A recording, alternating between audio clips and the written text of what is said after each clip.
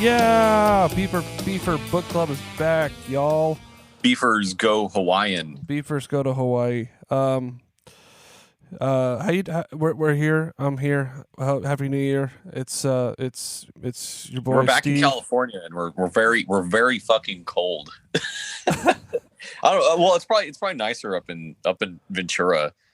It was similar to, like, honestly, it's only like 40 in the lows, 50s. Yeah. The lows. Yeah, so it's not bad. It's like on the top of it's just on the top of driving through the Big Island, like where it gets super cold. Yeah. True. So anyway, we got back. We did a trip to Hawaii, and it's so we'll talk about that for a little bit. What's you doing okay, Sean? Yeah, man. I don't think I have corona yet.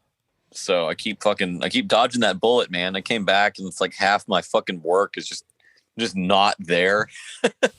It's like they're all fucking sick, They've got there's been just a massive Omicron outbreak. So I mean, I guess it's kind of good. It's like I think I went on vacation and then there was like a huge fucking outbreak. And I think I just dodged that whole initial outbreak real fucking quick. And now I'm just back at work with the people who didn't get it and or aren't feeling bad, Yeah. Yeah. Which means there's probably people who don't have symptoms, and there's people who probably don't have symptoms and have it, but I don't know. Those people probably have stronger immune systems. So if I catch it, I'll probably get a fucked up weak version of it. So but yeah. I mean, I also got vaxxed literally the week before I left for Hawaii, so I'm pumped full of the. All my nanomachines in my bloodstream are fresh; they're not all powered down. So I think that's helping out. So my vaccine is brand ass new, so I think that's helping just kind of take the edge off. But I mean, I did a lot of smoking weed with dirty hippies in Hawaii, so I we'll see what happens. yeah there was a feeling about that where we stayed. It was a hippie haven, to put it mildly. And it was about as already the islands are pretty chill and unpopulated, but as much butt fuck middle of nowhere as you could get on an island, that was basically where we were. we're 30 minutes outside of Hilo, so it was literally we're an hour outside of Hilo. Was it an hour away? Yeah. Really? Holy shit. Okay, yeah. So it's literally you go out. There's Kona and there's Hilo, and it's that's basically the two big cities there. And Hilo's on the east side, sort of southeast, I think. Leeward, yeah. And then they then you just follow the road out of Hilo until it literally stops. We just drove to see where it went, and it was literally just crack shacks built on fucking lava flows and shit where no sane person would live. Oh yeah. And then we were oh, we got to get the fuck out of here. Yeah. And then you drive 5 minutes the other way, and that's where our house was. Yeah, I was just that was the one point where I'm Alexa's can I take a picture out here? I'm no. Yeah, no. Get back in the car, hon. We're getting back. Yeah, we're going back to the I don't. It's just either we're homesteaders off the grid. You're gonna get a combination of American libertarians and Hawaiian nationalists. Yeah. So very get the fuck out of here, Haole territory. Yeah. So we were we're gonna not explore this area. We'll go back to the jungle we'll go back to the jungle that's all Airbnb rental properties. Yeah. But it was good.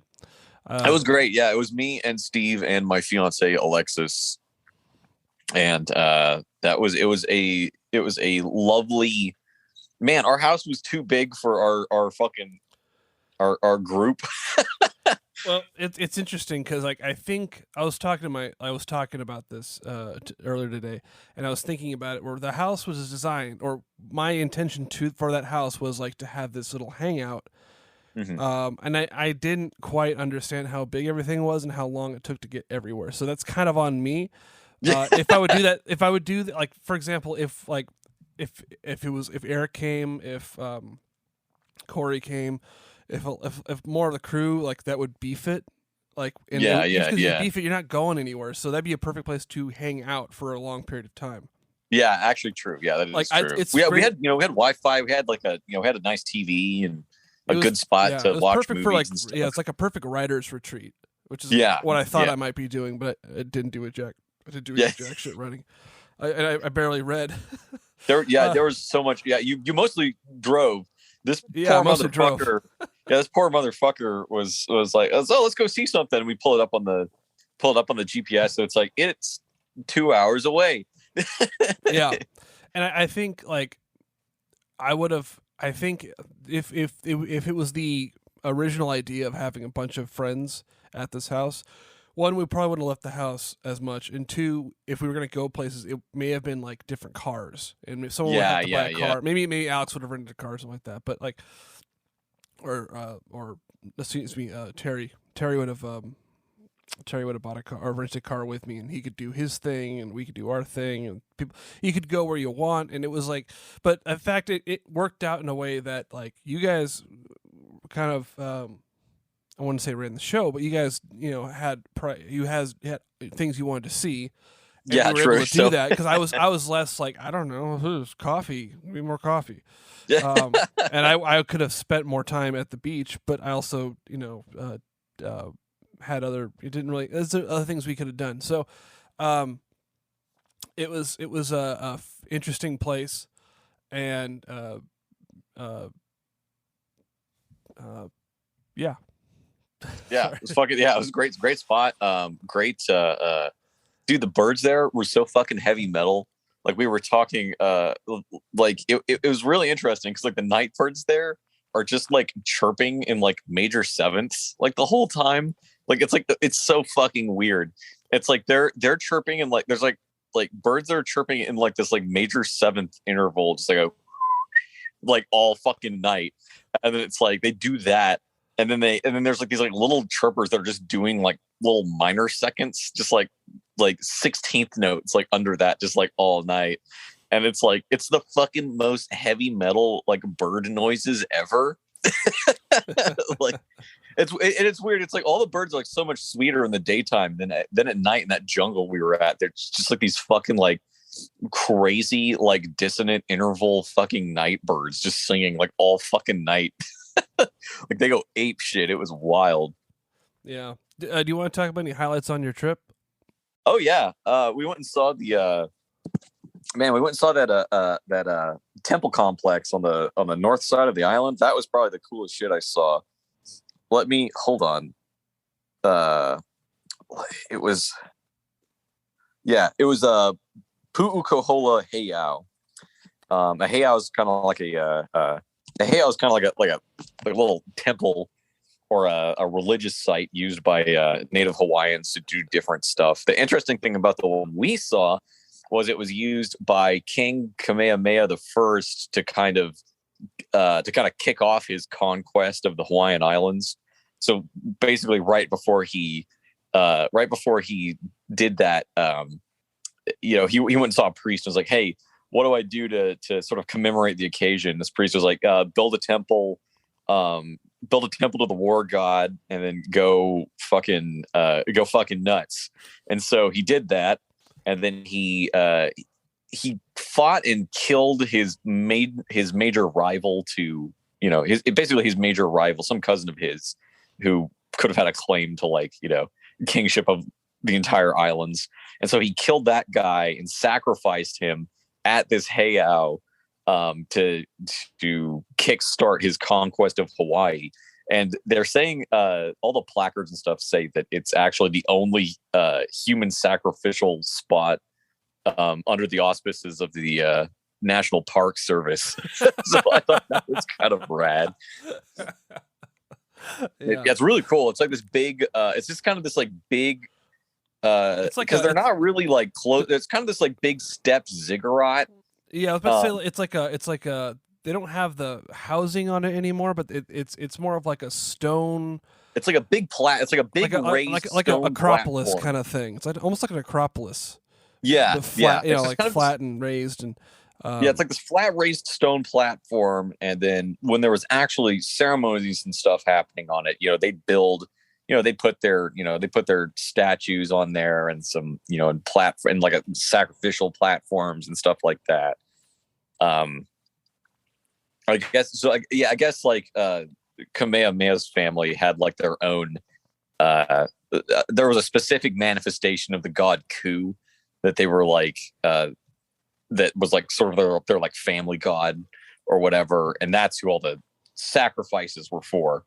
And that like that specific deity was like there's like one specific manifestation of Ku who's like, I need human sacrifices. I So require there's a more. couple spots. One of them was like, I require more macaroni paintings. I require macaroni paintings. Yeah, that's Lono. Lono wants the macaroni paintings.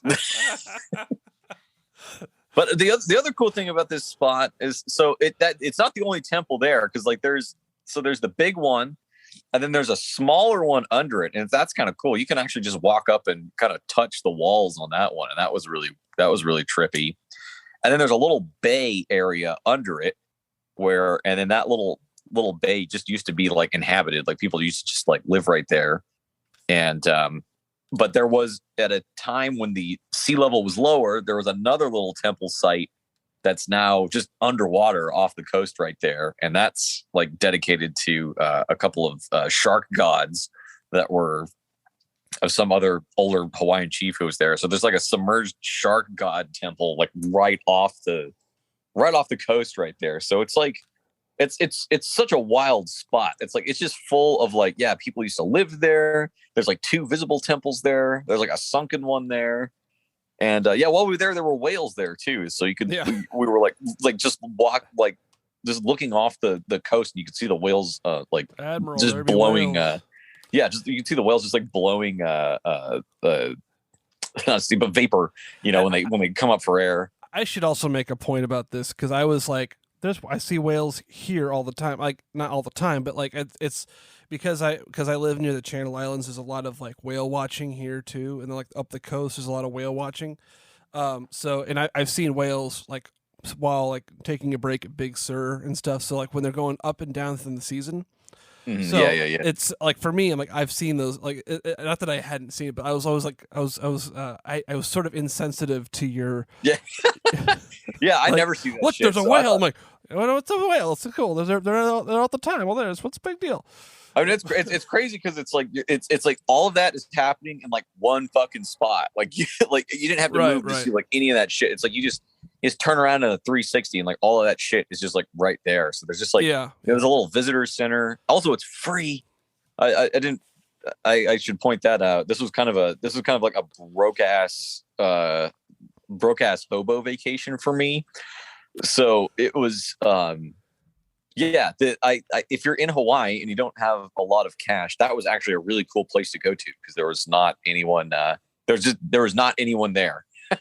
and to your credit, you were actually had invested like, I want to learn about the culture and the mythology and things like that. So that was good for me too, because I'm down with that stuff. Yeah, so it's more of like, okay, cool, we can, it wasn't let's go check out a luau and or eat some, that shit. I was like, absolutely not. I'm not doing any of that fucking crap. I'm like, I'll go look out. It's like, I'll go hang out in the national parks. I'll go look at the real shit that's here. Then I'll just go eat I'll just go find some good restaurants, that are probably like way less expensive than going to some fucking like party where I gotta go to some fucking to some fucking, I don't know, what do you even call blackface but for Polynesians? Like, well, they're not black. They're usually they're local, like they're the people that do those luau's and perform have they train for it, and they're well, first, it's not that like minstrel as however I will say let's entertain these let's entertain these white tourists and turn our religious ceremonies into entertainment for these white people. Just like, carries the stink of like a fucking like I, it's horrible. yeah, in It's 2009. it's Yeah, cringe to me personally. I'm like, that's cringe. I would rather just go look at the real place. in 2009, I was at the Boy Scout camp in Oahu called Pupukia, and they had a program for like Hawaiian culture. Like Mm-hmm. it's like wasn't a merit badge, but it was like their own little thing.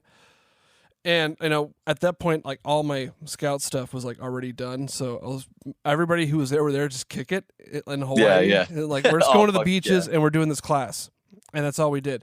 And so at the end of end of the program, you did an actual like luau, like you put the pig in the emu with the banana leaves or the tea leaves, Oh fuck and dude. you smoked that thing, and then you like you know you skinned and scaled fish and cooked it, and you've made the poi from the taro, and it's a lot of different, like it was a legit like this is what they Oh ate, this is dang. what they partied on.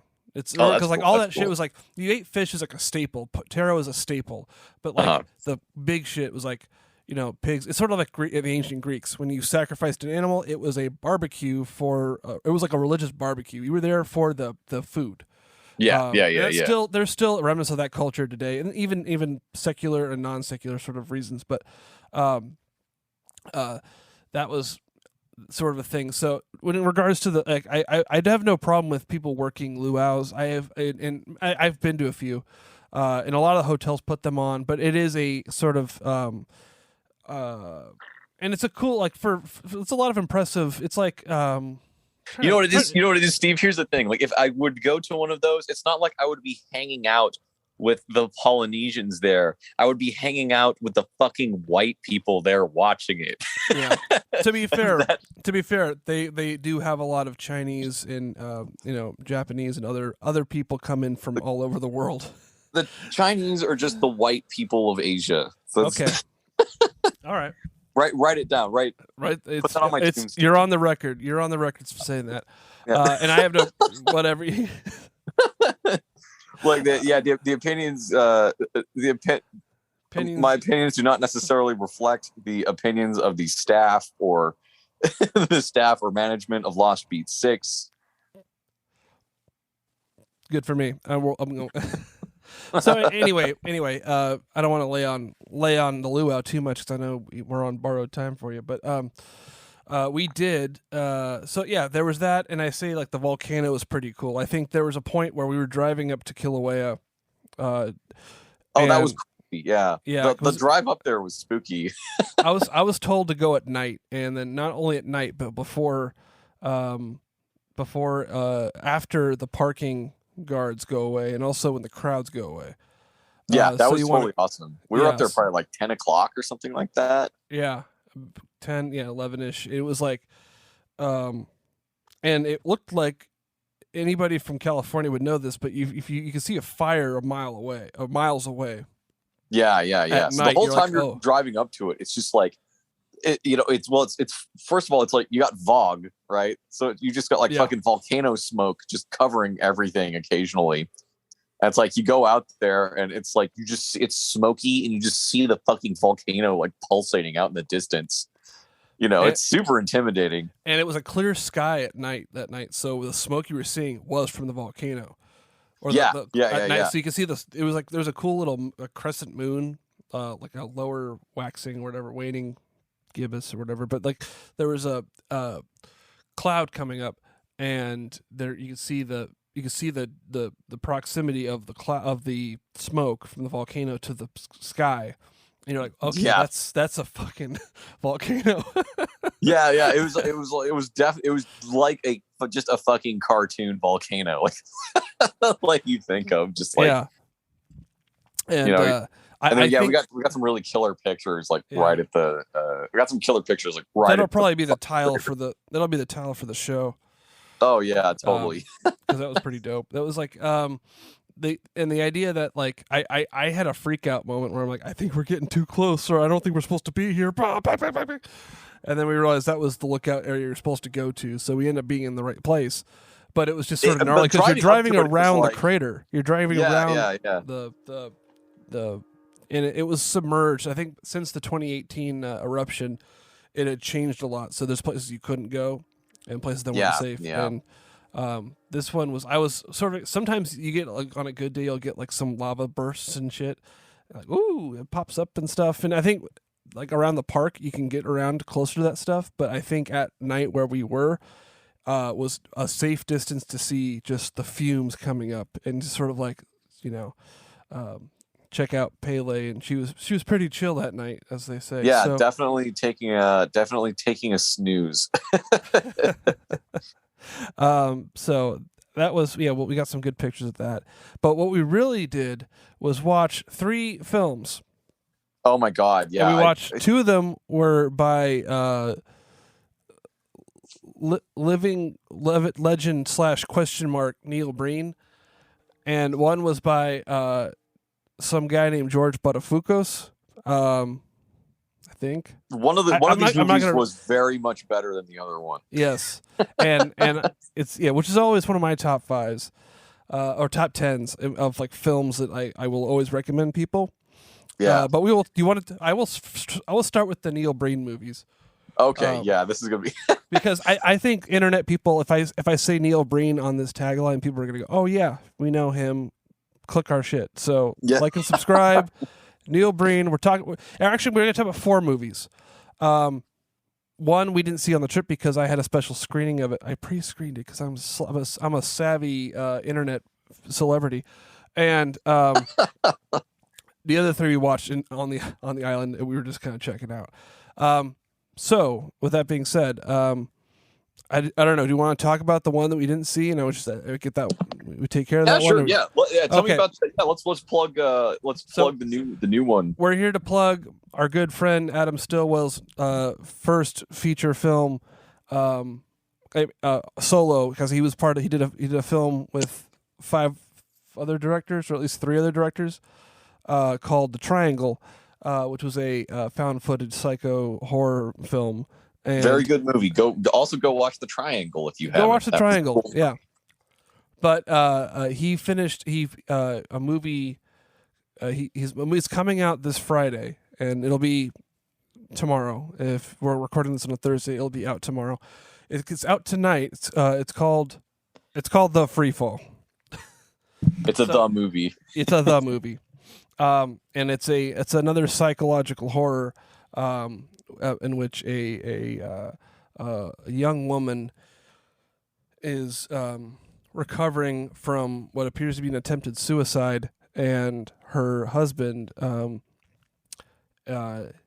seems to be very protective, maybe too protective, and things go on from there. It's a very simple premise. I won't go into what goes into it, but I will say this movie is this movie is really good. And well made, and is I'm so bad at compliments. Go see it. This is a good film. Go see it. Please go see it. It's out now. It's on iTunes. I think it's on Amazon, but it's available online for purchase or rent.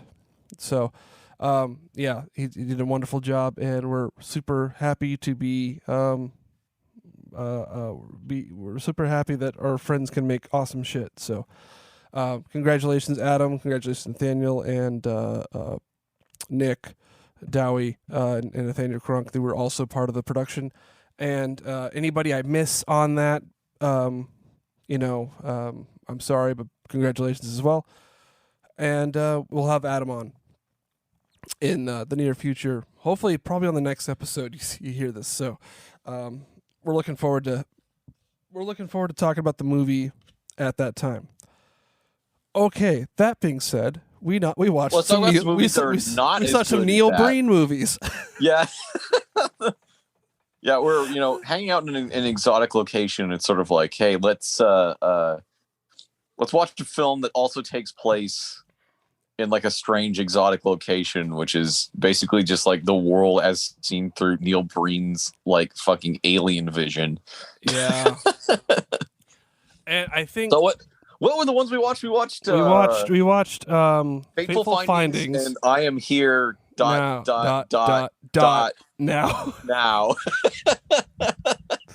Ellipses, period, ellipses. Either way, it was 4 dots.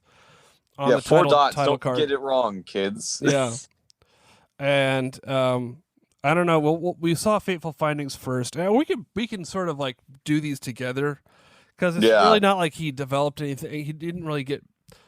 I mean, he didn't really get better as a filmmaker. It's like there's a point where like I don't know, like there's levels of like.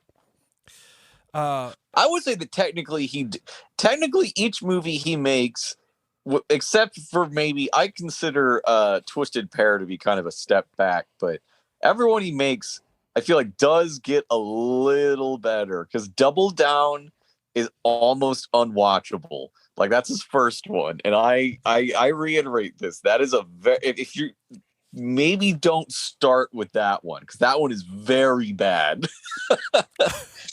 My intro, we watched Fateful Findings, which is my personal favorite. I've seen all 5 of his movies right now.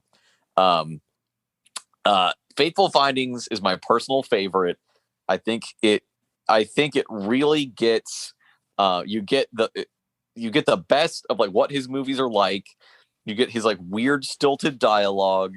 You know, he hasn't completely alienated everyone in his life yet, so there's still there's a bunch of actors in it, so it's not just like Neil Breen walking around the whole movie. You get to see like all these other like just real bad fucking actors. There's a couple of locations that he's used like the same like 3 fucking places. It's always like his house, walking around downtown Las Vegas in the middle of the day when there's fucking nobody. There's also There's also his neighborhood and also his corporate office.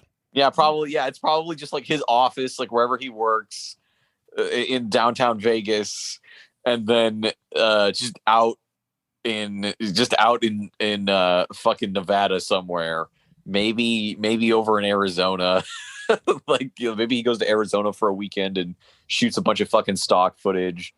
But it's all here. It's all Fateful Findings. It's has all here. Of it. Yeah. Dot now. Now. And, so what are your you this was your first time seeing Fateful Findings. What are your impressions of it, Steve? I'm always the thing about these movies, and like I'm not going to go on a limb here, is that I am not a filmmaker. And I've been in very, very small productions. I've produced or co-produced one music video. It was a pain in the ass. And so like the idea of like, but like, there's things about like, you start to believe in like talent. You know what I mean? Like, yeah. Like this guy has a vision and has a shot and knows how to do it. And this is where like I'm gonna stop you at knows how to do it. Well, there's so many things to consider and I think because he's a one-man show, he doesn't always consider everything, like audio. And the audio things like audio technical difficulties, or even like lack of like having the proper access to clean audio dictates his editing. Yeah, true. That's a good point. So so when you're talking, and this is almost every Neil Breen movie I've ever seen, and this is why I say he doesn't exactly get better, is that you have most of his dialogue's talking, right? 2 people talking. Yeah. If you're lucky. And it's always like I'm thinking about like other movies like The Godfather, where you have a sole like Gordon Willis would have a camera placed in like a master shot or a medium shot, and people would walk in and out of the camera based on their marks, and then they would recite the scene, like they would do the scene, and it's very particularly lighted, so things you're in the like you're supposed to be in the dark. It's so artistically like placed. Same thing like Citizen Kane. And these are like obviously the best of the best movies ever made, but also like I don't know, it's something to strive towards, even if you fail, you get something close to that, or even when you're trying to tell a story. So he clearly doesn't know how to craft a scene, and it drives me like the batty. Weird thing that even like Tommy Wiseau of The Room fame, it's like he had like normal cinematographers and stuff. Yes. Kind of, able to like kind of frame shots and kind of corral actors and stuff. And it's like the humor in the humor in the room, just comes from like Tommy's just insane writing and like his like horrible like directing, just like making that's kind of the in bad movies, it's like or in these like auteur bad movies, it's like it's like it's like maybe they're actually secretly great directors, because in like a Tommy Wiseau movie, everyone talks like Tommy Wiseau. You can tell they're like, and in a Neil Breen movie, it's like everyone talks like Neil Breen. It's like everyone just has this like horrible, like stilted alien dialogue. And it's like, well, and it's like, even when Tommy Wiseau's case, it's like that dude is like, Tommy Wiseau probably is like, English is probably his like third language, So it's like, yeah, I don't fault him for just for that being like super fucking weird. But it's like Neil Breen is just like a regular fucking white guy who like grew up in America for all I know. And it's like I have no idea why everyone's you could tell he didn't go to drama school. He didn't go to any acting classes about how to I have idea, not even ideas. It's idea about like, some sort of corruption within the government and international and this and that. And like it's so it's like he's a 60-year-old dude making films as if he was in like high school. Yeah. He's going through his like cringe high school like I'm gonna make weird experimental shit phase. But even high school kids don't really know how to act. They don't know how to like assume that they don't rehearse.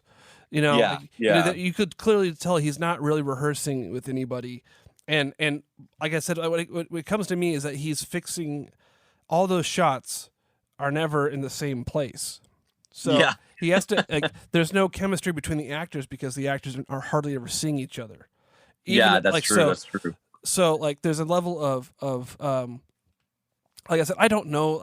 This is the thing. He makes me look like sound like a fucking expert on filmmaking, and I'm not.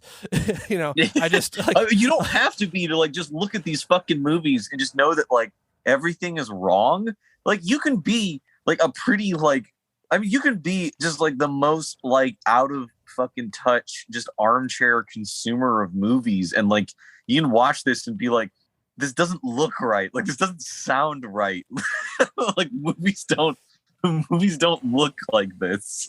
yeah, and it's so strange because like I said, we were looking at it and we were talking about this while we're watching it, and I'm like, okay, every time I see a scene, and let's just say take Fateful Findings, and it was between him and his wife, his first one, where it's like the drama and the conflict is that she is secretly downing his psychiatric medication. Okay, or painkillers, whatever it was. Like it was like his pain. I forgot what it makes. It was either. I forgot what it was because he's clear. It's just generic drugs. Right. It's just he's taking. He was in a car. He was in a car accident, and so he was probably taking like opioid painkillers. But like, he's also like seeing a psychiatrist in a wealth management office, boardroom, and like, and it's like the back and forth, like you never see any, like, and so I'm getting out of my like focus back on at his room. There's two people sitting on a couch. She's sitting on a love seat. He's sitting on a couch that's run perpendicular to it. And so you have this scene where the two of them are opposite apart, right? And every time they have any sort of dialogue, it is blank, cut to close up of her face. I am taking your drugs. And then close up of Neil Breen, and it would go, pause. What? And so if you do that like a normal person, like if you and I could act that same scene out, and it would be in the same place, in the same shot, or even dare I say it, even George Lucas had more like cunning like cinematography when he was doing the prequels, where it's like shot, reverse shot, A camera, B camera, and that's all it was. And that's boring in its own right, but at least it's fluid. But just like the way that they cut every conversation together makes it sound like every actor is like in a completely different room, and that they're, you know, that they just recite. It's like everyone just recited their dialogue in like one take, like a monologue, and then like, And they're not you know, he talking just to anybody. reverse Yeah. shot it, and then he just like reverse shotted it, and then got like all of the lines like from like all of the lines just like in like another take, and then just like cut those two things together. So like, so it's like there's just like no sense of like there's just no sense of like place or time or or or you know, there's like no, it just feels like everything is just happening in this weird hyperspace dimension. Oh, you know what this is? Okay, do you remember in high school or even middle school, or even early on? Actually, high school English, where you're reading off Shakespeare, Yeah. and someone plays certain roles. Yeah, they So got like one kid in the class for every role, exactly. So you're and doing, everyone's like half asleep and like reading it out loud. and they're reading down on the and they're reading like down on the page because they're not acting; they're just reading it. So you're saying they're doing like the tragedy of Julius Caesar. Someone's Caesar, someone's Brutus, someone's Cassius, and someone's like Mark Antony, and they're all just going like reading line, and then it's done. Reading line, it's done, and then someone else is narrating the stage directions. But Yeah, that's so like, that's totally what it's like. It Yeah, feels like that, and of course that's I was shooting using an example uh, of when they're sitting on a couch in an actual like set. But half the time, like, you see evil corporate man comes out and talks about their evil dealings that are so obvious, it, you know, like, it comes off like you almost feel like you're rooting for them. Like, it's almost like, yeah. we at the bank destroyed a local town today. What a great deal. This will be good for our business. And it'd be like, Yeah, and it's like, he's and like not exaggerating either. Like, this is like not an exaggeration about the yeah, and like, dialogue. if you're fans, if I'm huge fans of Red Letter, we are fans of Red Letter Media, and it's almost ad nauseum. So like, I watch, you know, like, you see their stuff and for most of a lot of the other movies and breakdowns, but you watch their like, but the fact that they're shooting up, they ain't like, every time you see someone who's like, we don't know where they are, or it's outdoors, he angles up so you don't know where they are, because no one, they're not standing. You just see the sky in the backdrop, and there's talking just to nobody. They're like, and so you have this weird shot of like them going, we at the bank have structured a new deal that will keep our corporate interest away from this new ecological and clean energy solutions, because It's like they're just speaking. Yeah, it's like there's like establishing shots, and then clearly he goes like, you know, clearly it's like he invites someone back to just like, hey, I need you to just do like a pickup shot on like the next day, yeah, or whatever. Like, I need you to get this line of dialogue, and then we'll just do it at my house, and I'll just like, and it's like, yeah, that's kind of clever. Like, you can do that. Like, you know, or if you need to. Yeah, there's so many ways that like you and I were like brainstorming how to make those scenes work in a better way, i.e., one, having them talk to each other in the same shot as if they're actually talking to each other, because they are. And like things like, you know, like there's a couple scenes where like bad guys, I'm blending the two movies together at this point. So I think this was like, I am here ... now. And Yeah. and Yeah. was, The one with like there's so in I think that must have been, I think I Am Here Now came out probably like immediately after the like 2009 like bubble crash, you know, the housing bubble crash. So there's all this there's because all this, of like, the economy, we have to fire you. that's a line of that's a legit line of dialogue. Like, there's just two girls like talking to each other out in the fucking, oh, we got to talk about that, because it's like the most normal human dialogue in a fucking Neil Breen movie. There's just like, you can tell that he was just like, hey, just talk to each other about some girl shit in this scene, and then I'm gonna have your boss come out and fire you. And so it's like these two girls, and it's like they're almost having like a normal conversation. They're like, wow, I really like that top you're wearing. She's like, oh, thanks, like, I got it. You have great shoes. Yeah. So it's like almost like you're like, it's like Neil Breen didn't fucking write that dialogue. Totally didn't write it, because it came off so naturally. Like, it probably was almost real too. It's like, wear this, and they're actually, it's like, I like your shoes. You know, it probably were genuine about what they're saying. So it was almost documentary, if you will. But like it's so like Neil's like, I don't know how to, just say stuff, and then Yeah, I'll have and the then actress just this fire you. woman just walks out of this building, and she's like, "I'm sorry, due to the economy, we're gonna have to lay off your jobs." We were making so much progress on the solar power energy. Yeah, so there's all this like, oh no, like evil financiers have ruined the economy, and they're preventing solar power from saving the planet. So like that's like I guess that's kind of the through line with I Am Here Now. Like basically, so the plot, God, I guess we should probably at least summarize the plot of two of these movies. Like I Am Here Now, they're basically all the same. I Am Here Now Overarching, yeah. is Neil Breen is a fucking alien, and he shows back up on Earth. An alien Jesus, by the way. He's basically alien Jesus, and he shows up on Earth, and he's like, everyone on Earth has disappointed me. I can't believe humanity is so shitty. My experiment is failing. I'm like, and so it's kind of just about him wandering around and doing extremely minor quote unquote miracles to people.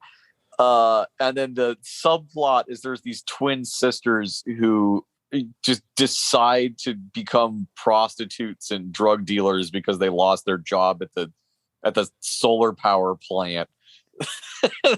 So I'm assuming it's like Neil Breen saw he probably saw like Requiem for a Dream and was like, oh yeah, I'm stealing some of this.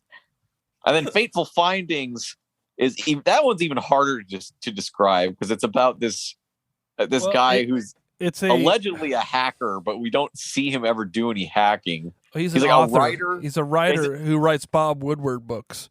Yeah.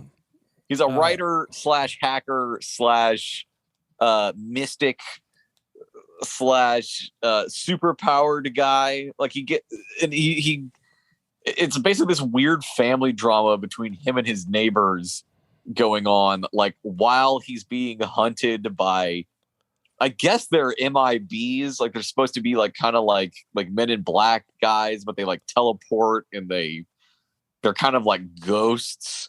Well, and, it was such a strange thing where like like that scene where there's no like it was him at his most that Neil Breen the Neil Breen in Fateful Findings is the most grounded. Yeah, that's the weird thing. It's like that movie has that movie technically has like the most psychedelic plot. Well, I don't know. Okay, well, Twisted Pair is a little weirder, but for how weird Fateful Findings is, it's technically his most down to earth movie. Well, I'm talking him as a character. Like he's a writer, and he had a mystic experience with a love interest that they were at the same age, but somehow he grew older than she was by like 30 years. and yeah, he's got this like childhood love interest, and it's like they're both 8 years old in the fucking intro, and then when they meet each other later, she's like 25 and he's like 60. And I'm thinking like, there's that scene where he's like, I've known her since she was 8 years old, and I'm just like, no, you knew her when she was 8 years old. You've not known her since. Yeah. Like if I ran into somebody from like kindergarten or even high school at this point, I go, I knew her. We knew each other when we were in high school, or I've known them since. Like it's a little different, I suppose. Yeah, but yeah. Depends on the relationship. Based on that, you know nothing about her, what she's been doing. And that's really not really the point. And I don't like it. I eventually the problem with the movie is always I don't know if the plot's weird, but just for me it's always a technical, just like jarring, say just on every detail, like literally it's just like every detail is just wrong. It's like every line of dialogue is like, it's like, no, this is fucking wrong. Like I'm just thinking of a way like. For me, I feel like say that was the plot we're given. How do you fix that? And without not you could rewrite the script, but you can't rewrite the story. If that makes any sense. Well, I can rewrite the script. I can't rewrite the story. I mean, first of all, I would just emphasize the supernatural shit a little more. I mean, it'd be like you make it a little more like, I mean, the agents, like the make them a little more like, I don't know, maybe the agents from fucking the Matrix or something like that, where they're a little more like an unstoppable supernatural entity. And Neil's being menaced, and Neil's being menaced because he's oh my god, like I just stumbled on all this like MK Ultra stuff, and there's like aliens running the government, because he keeps talking about how he's found all these secrets, and we don't it's like we don't know what kind of secrets. He just keeps saying that he's found secrets, and it's like, Yeah, I have so much work to do. How will I ever get anything done? he's just like, oh my god, the United States is using psychic spies to assassinate people. And it's like, there you go. He finds that out, and some of the psychic spies come to assassinate him, and then he finds out he's psychic too, so he can fight them. It's like, he's some ghost or that something. I feel like it's like that already like clears up like a lot of that fucking movie. you know and it's like I mean, really, it's like the tension should be like, okay, you're a guy with like a family, and like, it's like it's like you're a guy with a family. I'm sorry, I just keep thinking about scenes and start laughing. Yeah. like the weird shit where he's like, his like 18-year-old neighbor comes over and like tries to fuck him. Why could I would, if it was just me, I would cut to nothing. I would cut all the mystic shit and focus on him with a potential drug plot problem. Like, that's the tangible shit you can work with. That's within your budget. Yeah, you know actually, I mean? yeah, you're like the thing that I really enjoy about, like, I was talking to it was, like our some of our new filmmaker friends that are actually making good shit, and it was just like, oh, that's because you didn't write yourself into a fucking hole. Yeah, it's like you didn't start with like, oh, I want this movie to be about psychic spies that have superpowers and can like teleport around. It's like, well, that's gonna look like fucking crap, like on the kind of like, it's gonna look like shit on the kind of like budget that Neil Breen is working with here. And don't, I agree don't even, with you. Yeah, and even take like, even like the when like the 90s indie auteurs showed up on the scene, the Tarantinos, the Rodriguezes, they all shot within their means. Yeah. Reservoir Dogs and El Mariachi were very, very low, like, extremely low budget. Like, they take place in a room, like in a room, and you paid for the actors, but also the writing was coherent, the direction was coherent, the filmmaking was like, everything made obviously it made well. sense. It's like, so it's very stripped down. Yeah, it's like Quentin Tarantino. It's like, yeah, it's like Reservoir Dogs is like, yeah, it all takes place in like one fucking building, and there's like one thing going on, and it's like, yeah, it's like he didn't start with fucking he didn't start with fucking Kill Bill. yeah, exactly. Excuse me. And I hate trying to compare, and this is something we did with Rockers, as we're going to talk about in a minute, but like I hate comparing Neil Breen to like actual real filmmakers, because it seems unfair, but it's not. Because it's like, this is what we're used to seeing, and why we like it almost is like, why it's Neil Breen is like a Taoist, like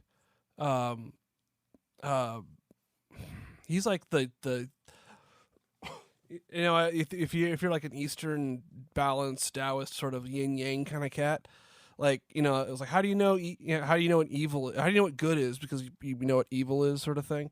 Yeah. You see, you can balance the two. Like, that's how you could tell the difference and shit. Because if you had everything that was good, you wouldn't know what was bad. And so, yeah, like, true.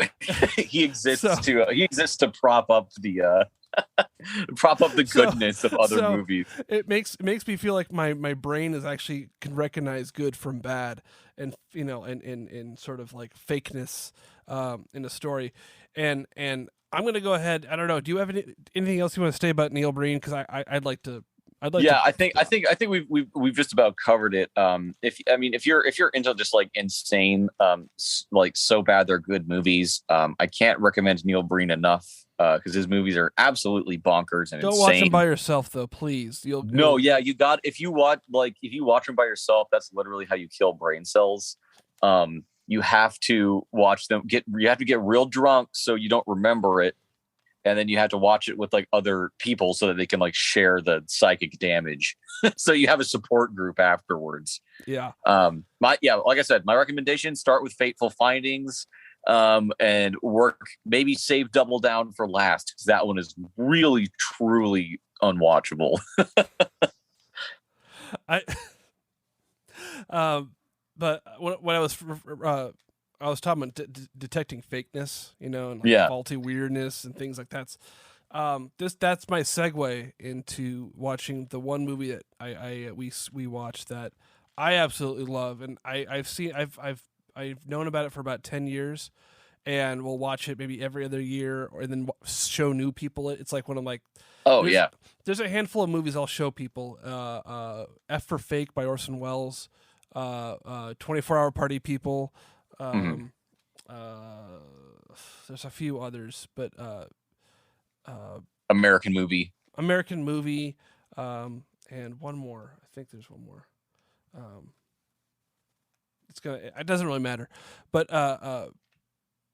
Rockers Oh yeah, is a Rockers 1970. absolutely incredible.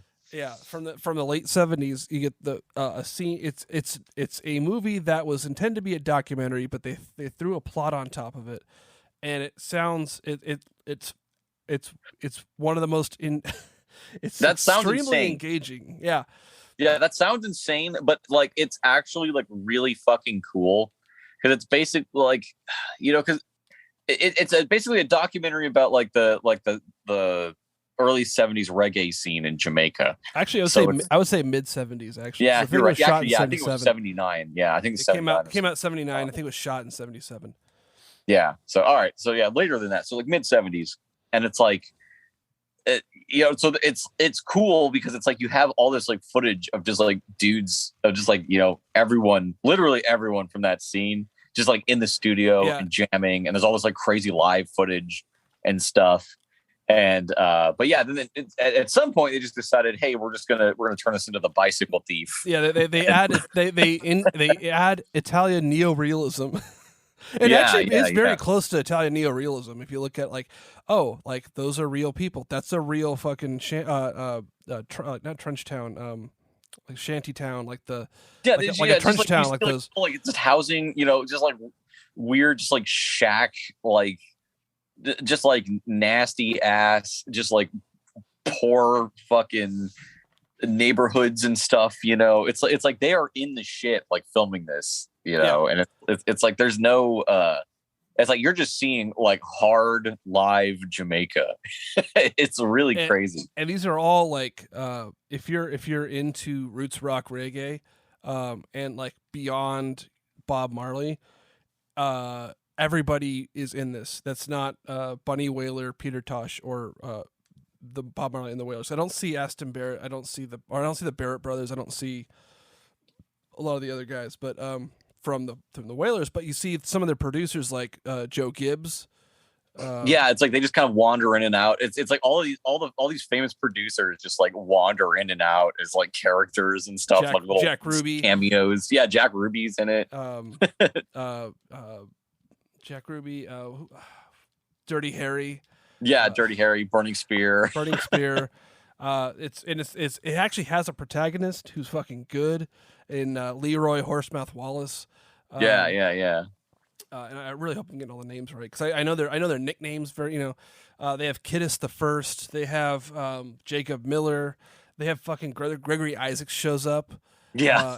like and it's like like it's so and it's the thing about this movie is the fact that like I said it's Italian neoreal it's got this Italian neorealism to it where it's like things are done in a very real gritty way.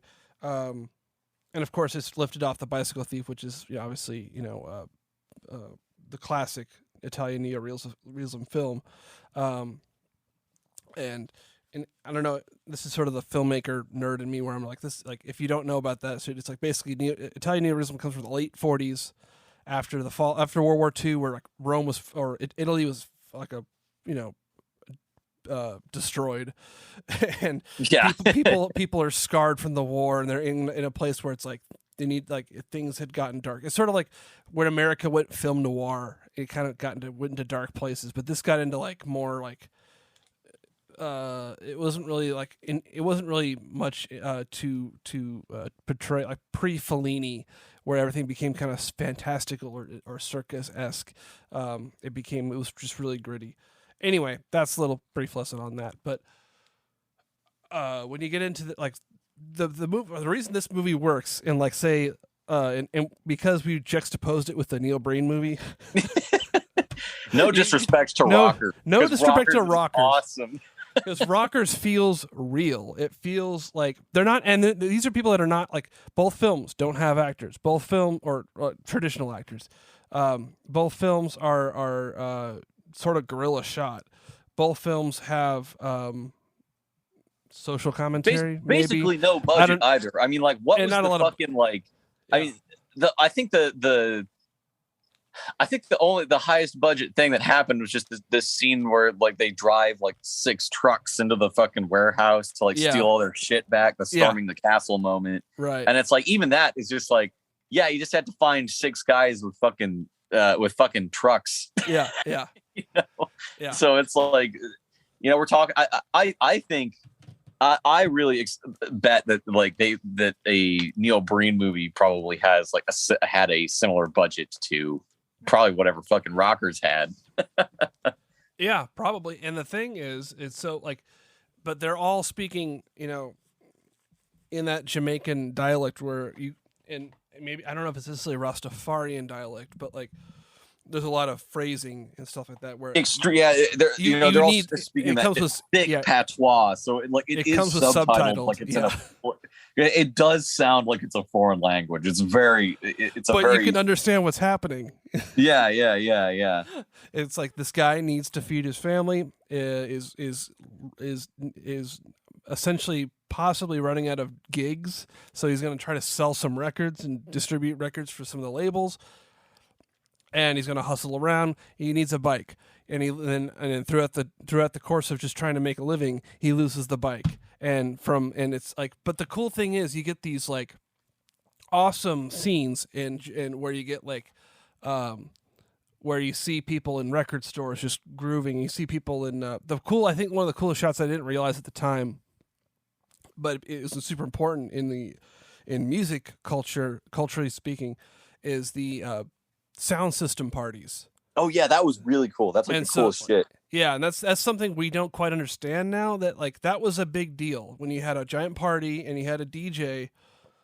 Actually, it was just the producer of some of these records spinning records outside. It sounds pretty like that's like a DJ today, but that's like one of the first times that ever happened. Like that's the origin of like hip hop and I mean, because it came from Bronx and like Jamaicans in Bronx, you know, generically speaking, but yeah, it's just the idea. Yeah, the idea of like the block party where it's just kind of being hosted by like a dude just pulls up in a pickup truck, and has some fucking speakers and just starts fucking bumping records. You know, it's like that was like a big thing and like and he had the PA reggae address culture. With the echo, with the space echo delay, like yeah. Yeah, exactly. So it's like you get to see that happen. It's like you get to see like a fucking you get to see like a sound system party like go down, and it's like oh, that's fucking sick. It's like that looks awesome. Yeah, and the other thing is everybody feels very natural to the camera. Yeah, like there's only a couple. Like remember all the times in the Neil Breen movies where people just dead ass look directly into the fucking camera, and it's like super scary. Like it's like you're just watching this movie and then they just like turn and fucking look at you. And these are and the thing is, we are also privy to the idea that this was edited very well, but also I think they didn't give a shit. So like they don't really care. Like there's a lot of fly on the wall moments. For example, when they're doing when they're recording Graduation in Zion by Kiddus the First.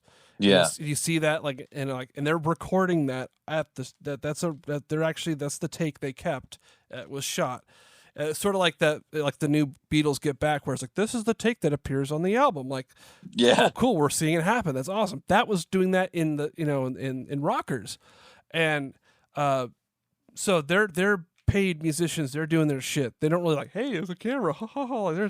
It's very much like and a lot of stuff in there, and it's like I said, they're not actors, so they're talking about doing scenes. Like imagine um, I'm trying to think of like some of the Bourdain stuff. Mm. There was this sort of tragic moment in the late Bourdain series. It's brought about. It's brought up in the documentary when they're in Hong Kong and they fired the when the uh, their usual director was, a pretty loyal dude, was fired and replaced by a famous, Hong Kong English kung fu cinematographer. Hold on one second, Steve. We got this is actually what happened. Hold on, this is actually the point. Go ahead. This is actually what happened. Is that they're doing this thing about a refugee situation, and he's spilling his guts out like he does, like it happens on the show, and Bourdain cuts, or someone cuts the scene, and he's just like fucking he's just like put off by the idea that he had to be interrupted in the story. And so where I'm going with this is I'm trying to think about the play, like the show, the Rockers movie, where I'm imagining, like, do they actually direct these scenes? They just seem very natural, like what's going on, and just it's captured from a distance. Yeah, and it seems like we got the take. It's good. Let's go. Like, how many takes did they do of that scene? I don't think they did a lot. Yeah, I think even if they did, I would bet it was probably more like, hey, just talk to each other, for like a couple minutes, and then it's like we're just seeing it's not so much like we're seeing takes. It's like we're seeing like what was the most relevant and interesting part of the conversation, Yeah. Do you need to take a break? I'm sorry. No, sorry. Alexis was looking for toilet paper. Okay. All right. But anyway, I'm not sure if we praise this enough, or we got into all the details we want to get into. But we saw Rockers, and I'm gonna being in Hawaii and being like in like a tropical place and like having it, that was it was perfect place for it. Just like Rick, high as fuck. It's hot as fuck outside. It's nice and humid. All the windows are open, and we're just bumping some fucking rockers, and it's like, oof, that shit was good. So highly recommend it. And reggae music is actually probably more common than, say, Hawaiian music among local scenes. I think people were just bumping reggae. Like our neighbors and shit at the Airbnb were like, they were absolutely fucking they were bumping reggae like every day. I heard some shit every day. Yeah. So that kind of caps off what we were doing. I started reading Walden, but I'll tell you that when I finish it. Yeah, we're gonna book club. We're gonna book club some Mark Twain Letters from Hawaii. Yes. So we'll started do that. that. Yeah. I'm not super far into it. I just got to his. I just kind of read his his summary of the passage between I guess he leaves out of San Francisco, I think, and then to Hawaii, and he's talking about hanging out on the steamer. On the steamer. It takes a while to get. I mean, I think there's a good chunk dedicated to the boat, and there's a couple. But I mean, it's fun. I mean, he's a great writer, so it's it's like he can just talk about like bullshit. It's like, this is still fun to read. So yeah. He was, and we should probably make a point of that bookstore that we went and checked out too. That was really cool. Yeah, I think it was just called Kona Bookstore. Yeah. Hold on, let me drop it. I'll pull up a picture of it. While he's doing that, I also picked up while on Ahilo's side, there's a bookstore, a used bookstore, where I picked up a rare Hunter S. Thompson, Ralph Steadman collaboration called Curse of Lono, which I have to check out. So that might be my homework for our Hawaiian book club. Oh yeah, absolutely. Yeah, tell me what you think of that, because I my dude picked that up and I was like, holy fucking shit, that's dope. Yeah, it was expensive. I'm like, oh my God, that's the price. And I don't usually pick up first. I was going to do that with like Visions of Cody when I was like buying Kerouac books. And I'm like, you know what? Fuck it. I'll just read it. I'll just read a newer copy, because like I don't know if I like that book that much to true. buy a first-hand copy. But I do like buying copy. When you have like we were talking about this. If you have a copy of a book that's been reprinted over time, you can be selective about like the cover and the editions and shit like that. So like, that's my take on that. But oh wait, Kona Bay Books. That was the Kona Bay Books is the spot that we went to, and that was really cool. That was the coolest bookstore I went to. It turns out they're actually going to be moving closer to like that the Kona Brewing Company in New Meckes, and that was probably why there was a bunch of empty shelves and stuff. They're probably just like which is still kind of cool in its own right. You're like, oh shit. Yeah. But yeah, you picked up a lot of L. Ron Hubbard. Oh my god, yeah. I you know what I did that. I've been reading a lot of I've been picking up a lot of Scientology literature just for fun, just because I'm on a constant quest for knowledge, and sometimes you just have to read really insane shit just to like keep yourself centered, Yeah. So you got like Neil Breen for movies. Yeah, you got sometimes you just got to watch some unhinged shit just to remind yourself who you are. Yeah. But I found some really great. I found some cool paperback copies of some of L. Ron Hubbard's fiction, which, from what I've read a little bit of. I've read like Fear, and he's a totally acceptable science fiction writer. Sure, totally fine. It's how he made his living for years, and then all the Dianetic stuff is like absolutely insane. I picked up this fucking. I was at Kona Books. I picked up Handbook of Scientology, which is just this fucking textbook monster coffee table textbook of I think it's just all of the summarized principles of Scientology, which I personally think is just so hilarious. So I also, this is how we're going to get the show just like sued to death, is like some angry Scientologist is going to read this. But well, hey, I'm giving you free advertising. I should be so lucky if they listen to this show. So. Yeah. But this coffee table book was like $12, and I was like, yes, please. I was like, sign me the fuck up. So I had to pick that up. And then we went to another bookstore in Hilo, and that one I found a couple of like trade paperbacks of some of his old 60s. I guess no, he would have been writing those in the 40s. So they were like, I think they were like reprints in like the mid 70s of some of his like novel length stuff. Yeah. So that was interesting. I got to scare the shit out of both the cashiers by just buying a bunch of L. Ron Hubbard shit. Like that was really great. Trying to talk to them about Scientology. One was a super Christian bookstore, and one was the Kona Bay book was like significantly more like kind of a hippie joint. The other one was a little more hippie and a little more academic too. They had a lot of like they had a lot. Their history section was gigantic. Yeah. They were a lot more chill, but I definitely made the kind of like Christian bookstore like way more uncomfortable. And I thought I was doing that with my like Hunter S. Thompson Gonzo purchase, but I think you topped me on that one too. Yeah, I think it was the double whammy. I think it was you hit him with the Hunter S. Thompson, and then I immediately come up with my like L. Ron Hubbard paperbacks, and I'm just like, yeah, do you remember the time L. Ron Hubbard like kidnapped his daughter and fucking fled to Cuba and then wrote Science of Survival while he was drunk off of his ass? And so anyway, that amuses me to no end.